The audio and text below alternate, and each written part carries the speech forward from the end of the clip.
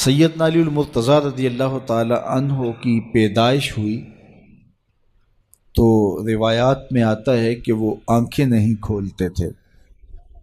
حضور مبارکباد دینے گئے اور اپنے بھائی کو دیکھنے گئے تو ان کی والدہ حضرت فاطمہ بنت اسد رضی اللہ تعالی عنہا نے کہا، بیٹا پیدا تو ہوا ہے لیکن پریشانی یہ ہے کہ آنکھیں نہیں کھولتا۔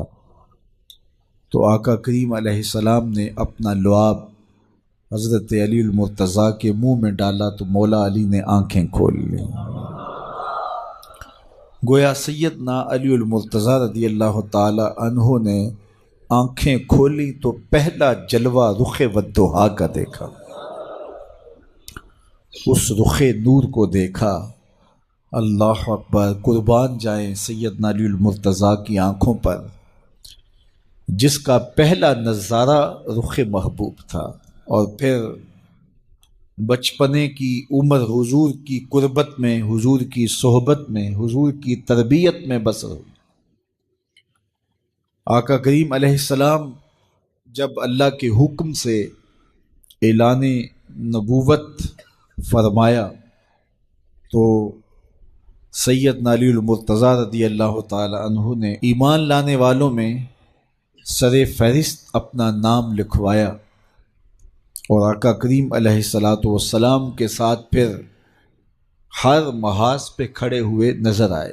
سیدنا علی المرتضیٰ فرماتے ہیں کہ رسول رحمت نبی اکرم صلی اللہ علیہ وآلہ وسلم نے ارشاد فرمایا کہ اے علی، تیری مثال حضرت عیسیٰ کی ہے۔ حضرت عیسیٰ کا ماجرا یہ تھا کہ ان سے دو طرح کے لوگوں کا معاملہ ہوا اور دونوں گمراہ ہوئے۔ ایک وہ جنہوں نے حد سے زیادہ ان سے محبت کی اور اس قدر بڑھا چڑھا دیا کہ انہیں اللہ کا بیٹا قرار دے دیا، اور دوسرے یہودی تھے جو اس قدر بغض رکھا سیدنا عیسیٰ علیہ السلام سے کہ ان کے قتل کے درپے ہوئے، ان کی ماں پہ تہمت لگائی۔ سیدنا علی المرتضیٰ فرماتے ہیں کہ میرے حضور نے فرمایا تیری مثال بھی حضرت عیسیٰ کی ہے، تیرے معاملے میں آ کر بھی دو لوگ برباد ہوں گے، ایک محبت کی وجہ سے برباد ہوں گے، ایک بغض کی وجہ سے برباد ہوں گے۔ ایک محبت میں ایسے افراط کریں گے، اس قدر محبت میں تجاوز کر جائیں گے، حد سے بڑھ جائیں گے کہ وہ کہیں گے تیرے بارے جو نہیں کہنا چاہیے۔ حتیٰ کہ سیدنا علی المرتضیٰ رضی اللہ تعالی عنہ کی محبت میں لوگوں نے تمام صحابہ پر سب و شتم کو جائز سمجھ لیا، اور ایک طبقہ ایسا بھی ہے جو سیدنا علی المرتضیٰ رضی اللہ تعالی عنہ کو خدا اور الہ کہتا ہے۔ یہ نصیری سیدنا علی المرتضیٰ رضی اللہ تعالی عنہ کو الہ کہتے ہیں، علی اللہ کا نعرہ لگاتے ہیں۔ ایک طبقہ محبت میں تجاوز کر کے اس قدر جو ہے وہ سیدنا علی المرتضیٰ کے بارے میں اعتقاد قائم کرتا ہے کہ وہ گمراہی کے گڑھے میں جا گرا، اور ایک طبقہ وہ ہوگا جو تیرے ساتھ بغض رکھ کے برباد ہوگا۔ سیدنا علی المرتضیٰ رضی اللہ تعالیٰ عنہ کا نام بھی گوارا نہیں ہوگا۔ سیدنا علی المرتضیٰ کا نام لیا جائے تو طبیعت میں بے چینی اور اضطراب پھیل جائے گا۔ اور ایک طبقہ ایسا ہے نواسب کا، نواسب باقاعدہ 10 محرم کو سیدنا علی المرتضیٰ رضی اللہ تعالی عنہ کے شہزادے کی شہادت کے دن کو عید کے طور پہ منایا کرتے ہیں۔ وہ نئے نئے کپڑے پہنتے ہیں، انواع اقسام کے کھانے کھاتے ہیں، اور ایک دوسرے کو مبارکیں دیتے ہیں اور گلے ملتے ہیں۔ تو نواسب سیدنا علی المرتضیٰ اور خاندان نبوت کے ساتھ بغض رکھنے کی وجہ سے برباد ہوئے، اور جو نصیری اور وہ طبقات جو حضرت سیدنا علی المرتضیٰ کے ساتھ محبت کے ازدیاد میں یہاں تک جا پہنچے کہ انہیں ابن اللہ کہہ دیا، یا ان کی محبت کے اندر جلیل القدر ہستیوں پر تان و تشنیع کے تیر برسائے، تو یہ گمراہی کے گڑھے میں جا گرے۔ تو میں کہتا ہوں انہیں مبارک ہو جو سیدنا علی المرتضیٰ رضی اللہ تعالیٰ عنہ کے ساتھ وہ پیار کرتے ہیں جو شریعت اسلامیہ، شریعت بیضا کا تقاضا ہے، جس سے رسول اللہ کی آنکھیں بھی ٹھنڈی ہوتی ہیں، اصحاب رسول کی آنکھیں بھی ٹھنڈی ہوتی ہیں، اور اہل بیت رسول کے دلوں کو بھی قرار پہنچ۔ اہل بیت نبی کے گھر والے ہیں اور صحابہ نبی کے در والے ہیں، ہم کہتے ہیں گھر والوں تمہیں بھی ہمارا سلام اور در والوں تمہیں بھی ہمارا سلام۔ لوگوں نے صحابہ کے اندر لڑائیاں پیدا کر رکھی ہیں، لیکن یہ رحماء بینہم کا عملی مظاہرہ تھے، عملی ثبوت تھے، ایک دوسرے کے لیے ان کا پیار، ان کی محبت۔ حضرت علی المرتضیٰ اور حضرت سیدنا صدیق اکبر رضی اللہ تعالیٰ عنہ جا رہے ہیں کہ آگے امام حسن کھیل رہے ہیں، تو حضرت صدیق اکبر رضی اللہ تعالیٰ عنہ امام حسن کو اٹھا کر کے اپنے کندھوں پہ بٹھا لیتے ہیں اور ساتھ بولتے ہیں کہ اے حسن تو حضور کے مشابہ ہے، علی کے مشابہ تو نہیں ہے۔ اور حضرت علی المرتضیٰ رضی اللہ تعالیٰ عنہ تبسم کرتے چلے جا رہے ہیں، مسکراتے چلے جا رہے ہیں۔ ان کی تو محبت اور پیار کی کہانیاں تھیں۔ تو کہ نہ شناسی خفی راز جلی ہوشیار باش، اے گرفتار ابو بکر و علی ہوشیار باش۔ اقبال نے کہا تو خفی اور جلی کو نہیں جانتا، جو باریک جال بچھائے گئے ہیں سازشوں کے تو ان سے آگاہ نہیں ہے۔ ابو بکر و علی کو آپس میں مقابل کھڑے کرنے والے سوچ اسلام کے خلاف گہری سازش ہے۔ مجھے بتاؤ کہ اگر حضرت سیدنا صدیق اکبر اور دیگر اصحاب کو جو حضور کی تربیت کا جوہر تھے ان کو غلط ثابت کر دیا جائے تو پھر یہ کس پہ حرف آتا ہے؟ حضور کی تربیت پہ حرف نہیں آئے گا۔ یہ سازش تھی اسلام کے خلاف۔ جو یہ بدقسمتی ہے کہ امت ان سے پیار کرنے کی بجائے آپس میں ان کے ناموں پہ الجھ رہی ہو اور یوں گروہوں میں فرقوں میں تقسیم ہو کے رہ جائے۔ ایک کا پیار دوسرے سے دوری کا سبب بن جائے، یہ کیا ہوا؟ ماں سے پیار کرنے کا یہ مطلب نہیں ہے کہ باپ غلط ہے، اور باپ سے پیار کرنے کا مطلب یہ نہیں ہے کہ ماں سے نفرت کی جائے اور ماں سے دور ہٹ جائے۔ ان کے اپنے اپنے فرائض ہیں، اپنے اپنے منصب ہیں۔ بھائیوں سے پیار کرنے کا مطلب یہ نہیں ہے کہ بہنوں کا انکار کر دیا جائے، بہنوں سے پیار کرنے کا مطلب نہیں ہے کہ بھائیوں کی محبت کا انکار کر دیا جائے۔ اہل بیت کی محبت کا قطعاً یہ معنی نہیں ہے کہ صحابہ پر سب و شتم کیا جائے، اور صحابہ سے محبت کا معیار یہ نہیں ہے کہ اہل بیت کا نام سن کے چیں بجبی ہو جائیں اور چہرے کا جو ہے وہ رنگ بگڑ جائے۔ ہم صحابہ کو بھی مانتے ہیں، اہل بیت کو بھی مانتے ہیں، اس لیے کہ یہ دونوں مشکات نبوت سے پھوٹنے والی کرنیں ہیں، یہ حضور علیہ السلام کے فیضان کا عکس ہیں، اور صحابہ میں اور اہل بیت میں آپس میں منافات نہیں تھی۔ تو یہ تو رحماء بینہم کا عملی ثبوت تھے، عملی روپ تھے، لیکن ہم ان کے اندر منافات کھڑی کر دی اور ان کو دو الگ خانوں میں بانٹ دیا۔ اللہ اکبر۔ کسی نے کہا کہ اہل بیت اور صحابہ ہماری آنکھیں ہیں، تو معترض نے کہا دائیں کون سی ہے اور بائیں کون سی ہے؟ اس نے کہا آنکھیں دائیں بائیں نہیں ہوتی، آنکھیں ایک ہی ہوتی ہیں۔ تو ان کی محبت ہمارا ایمان ہے، کیونکہ محبتوں کا مرکز ذات رسالت مآب صلی اللہ علیہ وسلم، پھر وہاں سے جس کو بھی حضور سے تعلق ہوگا وہ محبت اس سے پیدا ہو جائے گی۔ یار محبوب تو محبوب رہا، اللہ نے ان گھوڑوں کی قسمیں کی ہیں جو محبوب کے غلاموں سے جڑ گئے۔ قرآن اٹھائیے، والعادیات ضبحا فالموریات قدحا فالمغیرات صبحا فاثرن بہ نقعا فوسطن بہ جمعا۔ محبوب تیری ہی نہیں، تیرے غلاموں کی نہیں، تیرے غلاموں کے گھوڑوں کے پاؤں سے لگی ہوئی کھریوں کے ٹکرانے سے، پتھروں سے جو شرارے نکلتے ہیں، میں خدا ان شراروں کی بھی قسم کرتا ہوں۔ محبوب تیرے غلاموں کے گھوڑوں کے پاؤں کے ٹکرانے سے جو گرد اڑتی ہے، اڑتی ہوئی دھول کی بھی قسم کرتا ہوں، اور ان گھوڑوں کے سینوں سے جو آواز نکلتی ہے، میں رب ہو کے اس آواز کی بھی قسم کرتا ہوں۔ اور تم الجھے ہوئے ہو یہاں ابو بکر و علی میں۔ لا اقسم بہذا البلد، مجھے قسم ہے شہر کی، مکہ کی قسم کیوں؟ وانت حل بہذا البلد، اس لیے محبوب اس شہر کی گلیوں میں تو خرام ناز جو کرتا رہا ہے۔ جہاں محبوب خرام ناز کریں وہ گلیاں اچھی لگیں۔ مدینے کی مٹی میں بھی شفا ہے یار، جس شہر کی مٹی میں شفا ہوگی، اور شفا ہوئی کیوں؟ اقبال بولا خاک طیبہ از دو عالم خوش ترست، آن خنک شہرے کے آنجا دل برست۔ کہا کہ اس مٹی میں شفا اس لیے پیدا ہوئی کہ یہاں قدم حضور کے لگے، تو وہ ذرے خاک کے بھی شفا بن گئے۔ جن ذروں کو حضور کے شہر سے نسبت ہو گئی، تو جس کو جگر کا ٹکڑا کہا، اور جو مزار کا بھی ساتھی اور غار کا بھی ساتھی ہے، تو ان کی عظمت کیا؟ ہم ہوتے کون ہیں کہ ہم جو ہے وہ ان کی عظمتوں کو تولنے بیٹھ جائیں؟ ہماری اوقات، ہماری حیثیت کیا ہے کہ ہم ان کی جو ہے وہ عظمتوں پر بات کریں، جن کی عظمتوں کو سمجھنا ہمارے بس کا روگ ہی نہیں ہے۔ ہمارے لیے اتنا کافی ہے کہ حضور کی آل کو بھی سلام، حضور کے اصحاب کو بھی سلام، اور ان کے لیے دلوں میں معمولی سا غبار اور میل بھی جو ہے وہ ایمان کی پونجی لٹ جاتی ہے۔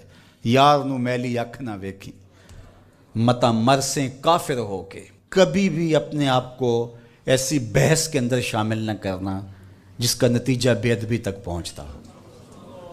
سارا دین حضور کی محبت کا نام ہے، سارا دین ادب کا نام ہے۔ نور اور روشنی چاہتے ہو تو محمد رسول اللہ کی چوکھٹ پہ آنا پڑے صلی اللہ علیہ وآلہ وسلم۔ نہیں تو انسانیت آج بھی دنیا کے اوپر اس وقت جو انسانی آبادی ہے وہ 8ویں ارب میں داخل ہو گئی ہے، 7 ارب سے تجاوز کر چکی ہے، اور 7 ارب 8 ارب آبادی میں وہ 500 سے زیادہ مذاہب پائے جاتے ہیں۔ کچھ تو کسی مذہب کو نہیں مانتے، لیکن پھر بھی جو کسی پہ، کسی مذہب پہ، کسی دھرم پہ الہامی یا غیر الہامی یقین رکھتے ہیں، تو ان کی تعداد 500 سے زیادہ مذاہب کی ہے جو دنیا کے اوپر اس وقت میسر مذاہب ہیں۔ ان کی تعلیمات صحیح ہیں یا غلط ہے، میری اس سے بحث نہیں ہے، لیکن میں اور آپ ذرا تصور کیجئے 8 ارب آبادی میں 500 سے زیادہ مذاہب، اور اللہ نے ہمیں اسلام میں پیدا کیا، مسلمانوں کے گھر پیدا کیا۔ ہم نے کوئی ٹوکن دیا ہوا تھا؟ ہم نے اس لیے کوئی محنت کی ہوئی تھی کہ ہم مسلمانوں کے گھر میں پیدا کیا گیا؟ یہ محض اس کا کرم ہوا۔ اور ہمارے والد صاحب مسجد سے مولانا کو بلا لائے اس وقت کہ جب ہم حرف و صوت سے بھی آشنا نہیں تھے، ابھی ماں کی بولی بھی سمجھ نہیں لگے تھے، اور مولانا نے آ کے کان میں عربی میں اذان دی، گویا وہ مبارک دے رہے تھے کہ مبارک کو تو حضور کا غلام بن کے آ رہا ہے، شاہوں سے ملا ہے نہ تونگر سے ملا ہے، اللہ کا عرفان اسی در سے ملا ہے، اوروں کو ملا ہے تو مقدر سے ملا ہے، مجھ کو تو مقدر بھی تیرے در سے ملا ہے، میری خوش بختی کہ میں تیرا امتی، یہ میرے مقدر۔ ساری زندگی اس نعمت کا شکریہ ادا کرتے رہے، حق شکر ادا نہ ہو۔ یہ ایک دن کی محفل میلاد کیا، ساری زندگی ان کے نام لگا دیں، حق شکر ادا نہ ہو۔ چونکہ ہمیں اللہ نے یہ سعادت نصیب فرمائی، 12 نبیوں نے آرزویں کی ہیں، کتب میں آتا ہے حضور کی امت میں ہونے کے لیے 12 پیغمبروں نے آرزویں کی ہیں، ہم نے تو کوئی آرزو نہیں کی تھی۔ اللہ اکبر۔ نبی منتظر رہے، کوئی ہاتھ پھیلا کے دعا مانگتا رہا، ربنا وابعث فیہم رسولا، مالک آنکھیں بوڑھی ہو گئیں اب اسے بھیج بھی دے۔ کوئی کہہ رہا ہے مبشرا برسول یات من بعد اسمہ احمد، چلو میں نام بھی بتا دیتا ہوں، یہ حضرت عیسیٰ تھے، لوگوں میں نام بھی بتا دیتا ہوں، ان کا نام احمد ہوگا۔ ایک حواری کھڑا ہوا، حضرت جس کے قصیدے آپ بھی پڑھ رہے ہیں، کیا آپ سے بھی افضل ہوگا؟ ہر مرید سوچتا ہے میرے پیر کا جوڑ نہیں ہے، ہر شاگرد کہتا ہے میرا استاد تو پھر میرا استاد ہے، کارکن کہتا ہے میرے لیڈر کا مقابلہ ہے ہی نہیں، امتی بھی سوچتا ہے میرا نبی تو پھر میرا نبی ہے۔ لیکن جب نبی خود قصیدے کسی کی پڑھ رہا ہو تو حیرت تو ہوگی۔ تو حواری نے کہا حضرت جس کے قصیدے آپ بھی پڑھ رہے ہیں کیا آپ سے بھی افضل ہوگا؟ تو سنو حضرت عیسیٰ نے کیا جواب دیا۔ انجیل برنباس کے اندر آج بھی یہ لفظ موجود ہیں، جبکہ یہ محرف کتاب ہے، تحریف راپ آ گئی ہے، انہوں نے بہت ساری اس کتاب سے چیزیں نکال پھینکی ہیں، لیکن اس کے باوجود اس تحریف شدہ کتاب میں انجیل برنباس کے نسخے میں یہ لفظ آج بھی موجود ہیں۔ جب حواری نے کہا حضرت جس کے قصیدے آپ بھی پڑھ رہے ہیں کیا وہ آپ سے بھی افضل ہوگا؟ حیرت میں ڈوب کر جب سوال کیا تو حضرت عیسیٰ کیا جواب دیتے ہیں؟ تمہارے سینے ٹھنڈے ہو جائیں گے، تمہاری آنکھوں کو ٹھنڈک محسوس ہوگی، تمہاری روح سرشار ہو جائے گی۔ حضرت عیسیٰ نے کہا افضل ہونے کی بات پوچھتے ہو، وہ تو اتنی عظمتوں کا حامل ہے، اگر اس کے نالین کے تسمے کھولنے کی سعادت ابن مریم کو مل جائے تو یہ بھی مقدر کی بات ہے، یہ بھی بخت کی بات ہے، وہ تو اتنی شانوں کا مالک ہے، اور وہ میرے اور آپ کے آقا و مولا ہے۔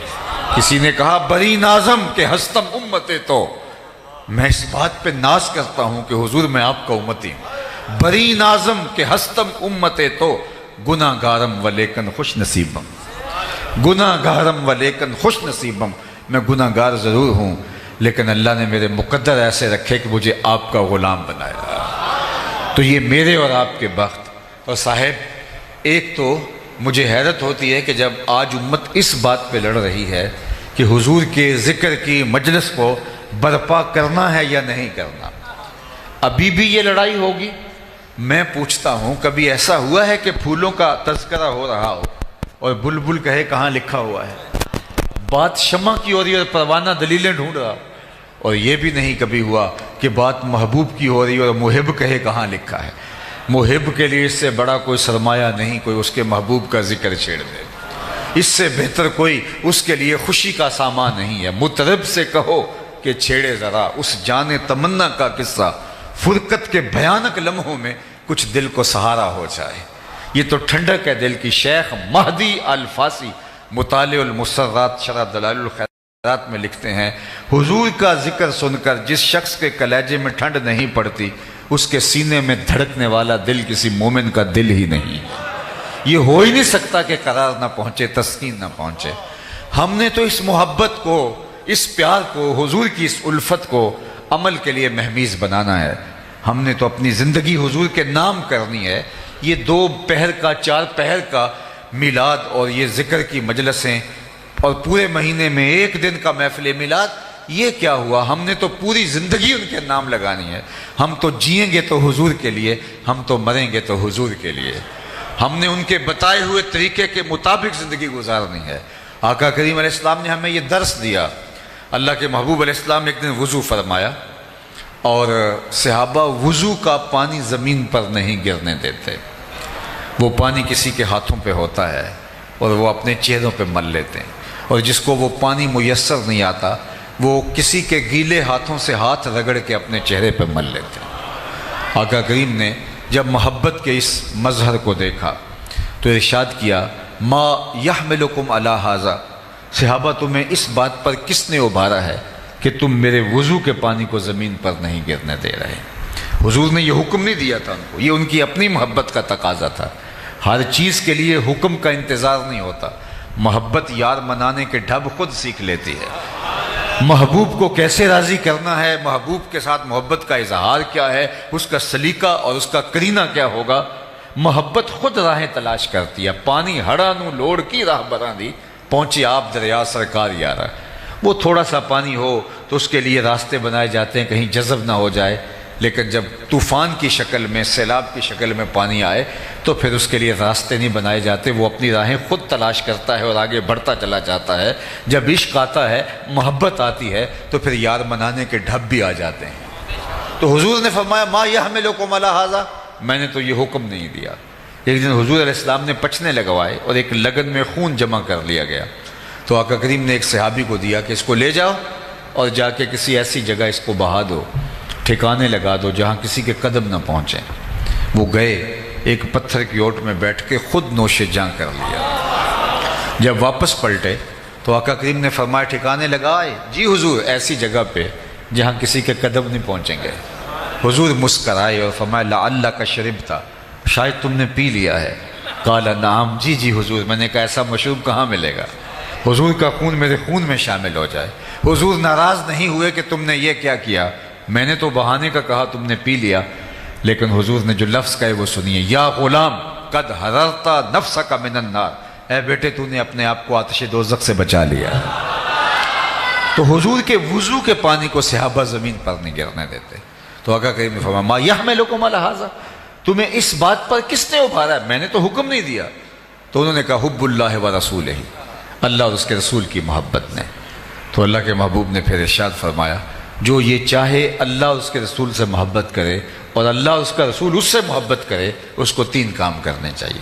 یعنی تمہارا یہ عمل اپنی جگہ پہ درست، لیکن کہیں اس عمل کی کیفیت میں کھو جاؤ اور کہیں عمل سے بے نیاز نہ ہو جاؤ، تم نہیں ہوگے آنے والے اس عمل سے جو ہے وہ اس اظہار محبت سے باقی عملی زندگی سے کہیں کنارہ کش نہ ہو جائیں۔ حضور نے ایک اصول دیا، فرمایا تمہارا یہ عمل اپنی جگہ پہ، لیکن سنو، جو یہ چاہتا ہے کہ اللہ اس کے رسول سے پیار کرے، اللہ اور اس کا رسول اس سے پیار کرے، اس کو 3 کام کرنے چاہیے۔ جب بھی بولے سچ بولے، جب اس کے پاس امانت رکھی جائے خیانت نہ کرے، اور جب کوئی اس کی ہمسائیگی میں آ بسے تو مجاورت کا، ہمسائیگی کا حق ادا کرے۔ یعنی تمہارا وہ عمل اپنی جگہ پہ کہ میرے وضو کے کہ پانی کو تم زمین پر نہیں گرنے دیتے، لیکن محبت کہیں یہی نہ رک جائے اور میرا لایا ہوا نظام کہیں تمہاری نظروں سے اوجھل نہ ہو جائے، آنے والوں کی نظروں سے اوجھل نہ ہو جائے۔ تو فرمایا کہ جو چاہے کہ اللہ اس کے رسول سے محبت کرے اور اللہ اس کا رسول اس سے محبت فرمائے، تو اس کو یہ 3 کام کرنے چاہیے۔ سب سے پہلے سچ بولے، جب بھی بولے اس کی زبان سے جھوٹ نہیں نکلنا چاہیے۔ یہ مومن کی زندگی ہے، مومن سچا ہوتا ہے۔ اور ہم کیوں سچے نہیں ہوں گے؟ ہمارے نبی کو تو کافر بھی صادق و امین کہتے تھے۔ اللہ کے محبوب علیہ السلام سے پوچھا گیا کہ حضور مومن بزدل ہو سکتا ہے؟ فرمایا نہیں، بہادر ہوتا ہے، لیکن ہو سکتا ہے کبھی بزدلی بھی کر جائے، آخر بشر ہی تو ہے۔ پھر پوچھا گیا مومن بخیل ہو سکتا ہے؟ فرمایا نہیں، سخی ہوتا ہے، لیکن ہو سکتا ہے کبھی بخل بھی کر جائے، آخر بشر ہی تو ہے۔ پھر تیسرا سوال ہوا مومن جھوٹا ہو سکتا ہے؟ فرمایا جھوٹا نہیں ہو سکتا، یہ طے شدہ بات ہے، مومن ہو جھوٹا ہو یہ نہیں ہو سکتا۔ میں اور آپ اپنے اندر اتر کے دیکھیں، اگر بات بات پہ جھوٹ بولتے ہیں تو پھر کاہے کا اسلام اور کاہے کا دین؟ ہمیں تو بتایا گیا ہے کہ تمہاری زبان سے سچ کے علاوہ کچھ نہ نکلے۔ اللہ اکبر! جو شخص جھوٹ بولتا ہے اس کے منہ سے بدبو نکلتی ہے، جو عام لوگ تو نہیں سونگھ پاتے، لیکن اللہ کے نورانی فرشتے اس کو سونگھتے ہیں، اس کو محسوس کرتے ہیں اور 1 میل پیچھے ہٹ جاتے ہیں۔ اب مجھے بتائیے، جو رحمت کا پارسل لے کے رحمت کی ڈلیوری دینے ہمارے گھر آ رہے تھے، تو گھر سے نکلتے ہوئے بدبو کے بھبوکوں کی وجہ سے پیچھے ہٹ گئے۔ اور اگر گھر میں باپ بھی جھوٹ بولتا ہے، ماں بھی جھوٹ بولتی ہے، بچے اور بیٹیاں بھی جھوٹ بولتی ہیں اور بہویں بھی جھوٹ بولتی ہیں، وہاں سے تو جو ہے وہ بدبو کے بھبوکے اٹھ رہے ہوں گے، فرشتے کتنے دور چلے گئے ہوں۔ تو اب گھر میں بے برکتی، نحوست اتر آئی، چونکہ جو فرشتے لانے والے تھے رحمت، وہ باہر شہر سے کھڑے ہیں۔ اور ہم نے سمجھا شاید کسی نے تعویذ ڈال دی ہے، ہم نے سمجھا شاید کسی نے ٹونا کر دیا، ہم بھاگے عامل کے پاس، اور عامل صاحب تو ٹھیا لگا کے بیٹھے اسی کام کے لیے تھے۔ انہوں نے کہا تم وقت پہ آگے ہو، ورنہ 2 گھنٹے بھی لیٹ ہوتے تو یہ چل جانے تھے، اب تمہیں اتنے منگل آنا پڑے گا، اتنے بدھ آنا پڑے گا۔ اور جس کو نہانا بھی نہیں آتا تو لوگ جا کے وہاں بیٹھے ہوتے ہیں۔ مسئلہ کیا ہے؟ مسئلہ یہ ہے کہ رحمت کے فرشتے گھر میں نہیں آ رہے، بدبو کی وجہ سے، جو جھوٹ کی وجہ سے پھیلی ہے، تعفن کی وجہ سے، اس عفونت کی وجہ سے وہ شہر کے باہر کھڑے ہیں، گاؤں کے باہر کھڑے ہیں، ہاتھوں میں پارسل لیے ہیں ہمارے حصے کے، لیکن ان گلیوں میں داخل نہیں ہو سکتے، بدبو اتنی پھیلی ہوئی ہے۔ اور ہم نے سمجھا کسی نے تعویذ ڈال دی ہے، بلکہ وہ عامل کہتے ہیں بندش کر دی ہے۔ یہ ایک عجیب اصطلاح ہے۔ رزق کھولتا بھی اللہ ہے، رزق بند بھی اللہ کرتا ہے۔ اللہ تعالیٰ کے اختیار میں، یہ کسی کا بس نہیں کہ کسی کا رزق باندھ دے۔ اگر کسی کے بس میں ہو تو کوئی کسی کو 2 لقمے بھی نہ کھانے دے۔ رزق اللہ نے اپنے ذمہ کرم پہ رکھا۔ وَمَا مِن دَابَّةٍ فِي الْأَرْضِ إِلَّا عَلَى اللَّهِ رِزْقُهَا۔ زمین پہ چلنے اور رینگنے والی کوئی چیز نہیں جس کا رزق اس کے ذمہ کرم پہ نہ ہو۔ اور رزق اس کو بھی دیتا ہے جو اسے مانتا ہے، اور رزق اس کو بھی دیتا ہے جو اسے نہیں مانتا۔ لیکن اللہ تعالیٰ جل شانہ ہدایت اسے دیتا ہے جس کو پسند فرماتا ہے۔ تو اس لیے پہلی چیز فرمایا جھوٹ نہیں بولنا۔ دوسری بات فرمائی جب تمہارے پاس امانت رکھی جائے اس میں خیانت نہیں کرنا۔ اللہ اکبر! کوئی چیز رکھی جائے امانت کے طور پہ، وہ مرئی چیز ہو، مبصر چیز ہو، یہ تو بڑی بات ہے۔ ہمارے دین نے تو ہمیں یہاں تک بتایا کہ اگر تم سے کوئی بات کرے اور بات کرتے ہوئے دائیں بائیں دیکھے تو اس کا مطلب یہ ہے وہ چاہتا ہے کہ یہ میری بات کوئی اور نہ سنے۔ فرمایا تمہارے اوپر وہ بھی واجب ہے کہ اس بات کو کسی تک نہ پہنچائے۔ یعنی تمہارے سے کوئی بات کرتا ہوا دائیں بائیں دیکھے تو وہ بات بھی امانت بن جاتی ہے۔ چہ جائے کہ کوئی چیز لا کے تمہارے پاس رکھے اور بعد میں تم ہڑپ کر کے بیٹھ جاؤ اور تمہاری دینداری میں فرق ہی نہ آئے، لوگوں کی جائیدادوں پہ قبضہ کر جاؤ، لوگوں کی زمینوں پہ قبضہ کر جاؤ، لوگوں کے گھروں پہ قبضے کر جاؤ، لوگوں کا مال کھا لو، اور پھر بعد میں عمرے اور حج کرو۔ وہ عمرے اور حج اس کھائے ہوئے مال کا کفارہ نہیں ہو سکتے، یہ دینا ہی پڑے گا۔ جس نے کسی کی 1 انچ بھی دبائی، کل قیامت کے دن 7 زمینوں کا توق اسے گلے میں ڈال دیا جائے گا۔ اس دن تو ایک عمل کا حساب ہونا ہے۔ تو امانت اگر تمہارے پاس رکھی جائے تو اس میں خیانت نہیں کرو گے۔ اور تیسری بات فرمائی کہ جو ہمسائے ہیں ان کے حقوق کا خیال رکھنا۔ اللہ اکبر! جو اللہ اور پچھلے دن پر ایمان رکھتا ہے وہ مہمان کی تعظیم کرے اور ہمسائے کی تکریم کرے۔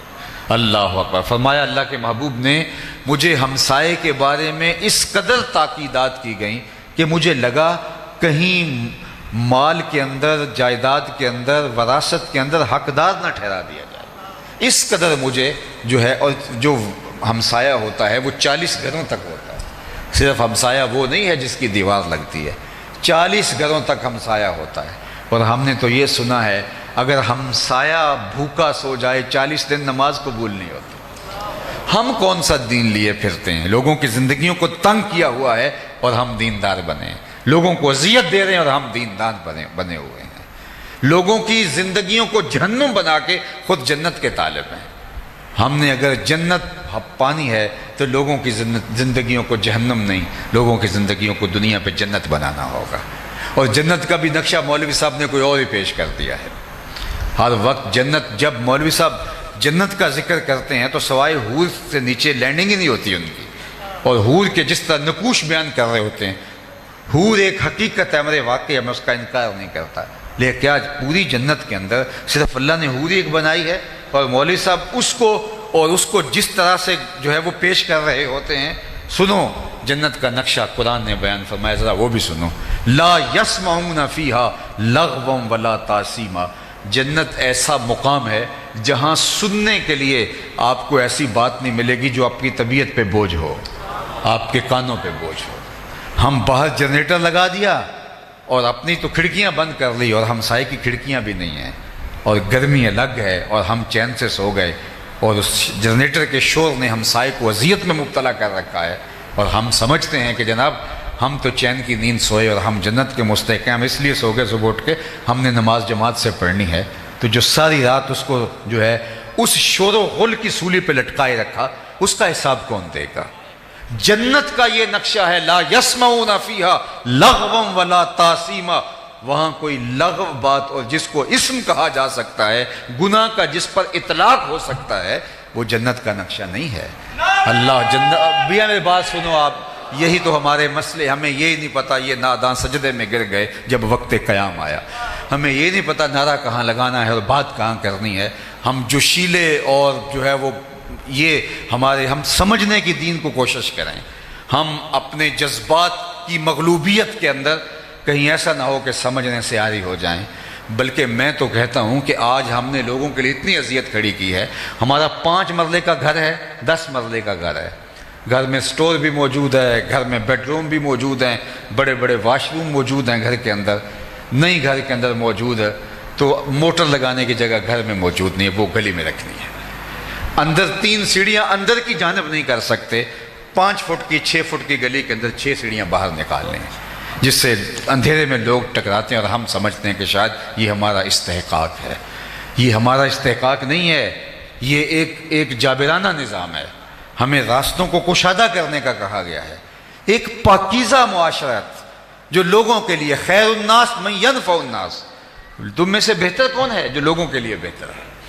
ہم لوگوں کو ضرر دے کے، تکلیف پہنچا کے اور جو ہے وہ لوگوں کی جو مفاد عامہ کی چیزیں ہیں ان کو نقصان پہنچا کے سمجھتے ہیں کہ ہم جنت کے حقدار بن گئے.